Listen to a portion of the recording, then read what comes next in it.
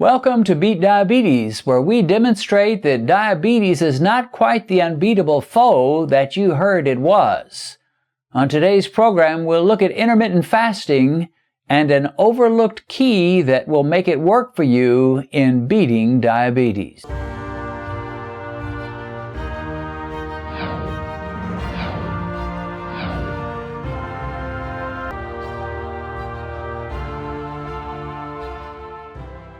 This individual says the most frustrating part of suffering from diabetes is getting people to get it and understand the limitations that I am under. After years, so this is not something he's just been doing the last few months, but for years, he says, I've been doing this. But after years, friends and family still can't seem to get that I cannot eat certain foods, yet they mindlessly offer them. And he says, I cannot count the number of times I've been given sweets as a gift.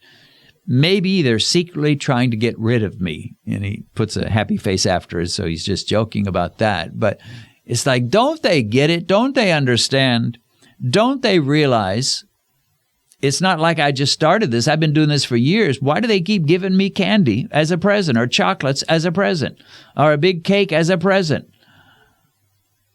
Well, it's hard. We have to be a bit patient and compassionate toward people like this that are with all the best intentions, giving us candy or cakes or whatever, or we go over to their house and they offer us a big piece of pie or whatever.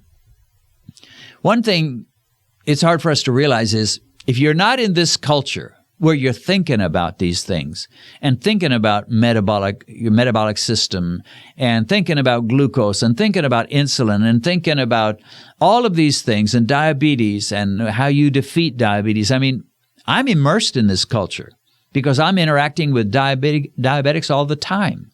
And I'm researching and I'm reading books and I'm interviewing people that have beaten diabetes. I'm just totally immersed. But guess what? And some of you are as well. You're watching my videos. You're watching Dr. Fung's and Dr. Berry's and Dr. Berg's and Dr. Sten Ekberg's and all these people.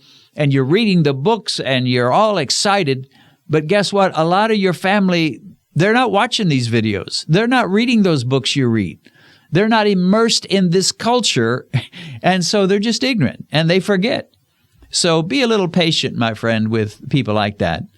Remember that as important as it is to beat diabetes and to stay healthy and live long and be healthy, it's also important to keep good relationships with people that God has put into your life.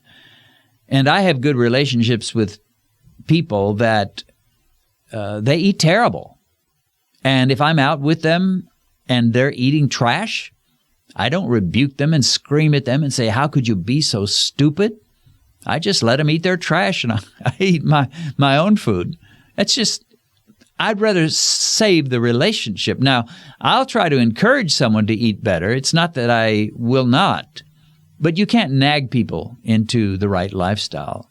And particularly if they don't have issues with glucose. All right, here's someone who says, keep your videos coming. My 85-year-old mother has diabetes as well as heart problems, breathing problems, and early signs of dementia. Very sad. I go over to her apartment a couple of times a week, and I make her a nice keto supper. We always watch one or two health videos, and she likes yours the best. Well, that's cool.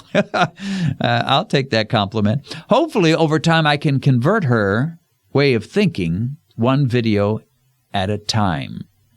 Well, good for you, my friend. He says, you turned my life around over the last year. Or she says, I don't know if it's a man or a woman. You turned my life around over the last year. I'm down 68 pounds so far. Wow. And I am off blood pressure medication. So here's someone doing very well, has an 85-year-old mother who eats more or less traditionally. So they go over to their house, fix her a keto meal, and they watch some videos. Well, I have great respect for compassionate people who are trying to help people in a gentle manner, being kind and giving them little gentle urges. Consider this, think about this, watch this video. So they're doing it. Good for you. Here's someone who says, One question: why is bulletproof coffee not considered eating? On a fast, that means you're not eating cream, butter, coconut oil, MCT oil. I don't understand why these would be okay with coffee if you're on a fast. Well, that's a good question, and it seems reasonable. And I'll just give you my own opinion about it. And that is that a metabolic fast is much, much different than a regular fast.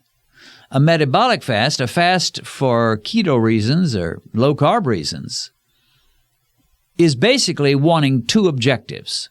I don't want to raise my glucose hardly at all during this fasting period. I don't want to raise my insulin levels hardly at all during this fasting period. Apart from that, everything's legitimate. Whatever I want to do, that's okay. If I want to watch the news while I'm doing this, quote, fast, that's okay. If I want to exercise, that's okay. As long as I do not raise my glucose levels, hardly or barely, and as long as I don't raise my insulin levels much at all, then to me that's a fast. That's a metabolic fast, not a technical fast, not the ultimate sense of a fast where you don't drink anything, you don't eat anything, you don't do much. That's a metabolic fast. So if it fits under those categories, it doesn't raise glucose and it doesn't move insulin levels much at all, it's okay. It's fair game. It's good to eat. That's how bone broth got to be known as part of a metabolic fast, because bone broth is not going to raise your glucose and it's hardly going to move your insulin levels. So people started making bone broth. Well, coffee doesn't raise glucose much at all. I know that because Mike told me. It just doesn't. If I add cream, that's just about pure fat. Heavy cream is almost pure fat. Fat does not raise glucose. Fat does not raise insulin levels. Hardly at all. I use the word hardly because, technically, maybe you'll find that it might just a tiny little bit, but hardly. If I put some butter in it, butter in my coffee, again, pure fat, almost pure fat, not going to raise glucose levels, not going to raise insulin levels much at all. So if someone wants to shout at me and say, you're not really fasting at all, Dennis, you're taking in your coffee and your cream and your butter, guilty as charged, but metabolically I'm still fasting. That is, I'm not raising glucose levels, I'm not raising insulin levels much at all. And the reason I have to kind of emphasize that much at all is there's a big difference between raising glucose levels super high and raising glucose levels just barely, or raising insulin levels way high, or raising insulin levels just barely. And some people are all or nothing, black or white, baby. I don't want anything at all. Well, if you can do that, that's fine. You say, well, why would you even have the bulletproof coffee? Why not make it a pure fast? Well, typically, you can live with what you can live with. And a lot of times, people cannot live without ingesting something while they're doing a fast. And especially when I want to not eat breakfast, but I want something to satisfy me and carry me on till 12:30, 1 o'clock, 1:30. A nice large cup of bulletproof coffee will carry me through, and I'll hardly think about the fact that, well, I'm sort of fasting, maybe not totally fasting, but sort of fasting. So that's why I do it.